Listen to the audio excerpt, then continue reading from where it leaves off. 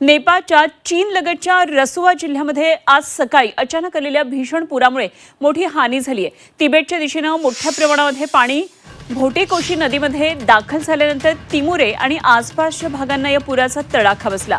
स्थानिक प्रशासनाला सकाळी सुमारे 9 वाजता तिबेटच्या बाजूने अचानक मोठा पूर आल्याची माहिती मिळाली। पुरामुळे बाजारपेठा, घरं, रस्ते, पूल आणि इतर पायाभूत सुविधांचं मोठ्या प्रमाणामध्ये नुकसान झाल्याचा प्राथमिक अहवालात आता समोर येत आहे।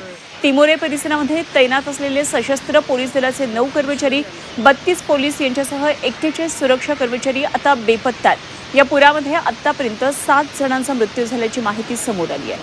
पुरामुळे बाजारपेठा, घरं, रस्ते, पूल आणि इतर पायाभूत सुविधांचं मोठं नुकसान झालंय। तिबेटमध्ये हिमनदीतले तलाव फुटल्यानं हा महापूर आल्याचा प्राथमिक अंदाज वर्तवण्यात आला आहे।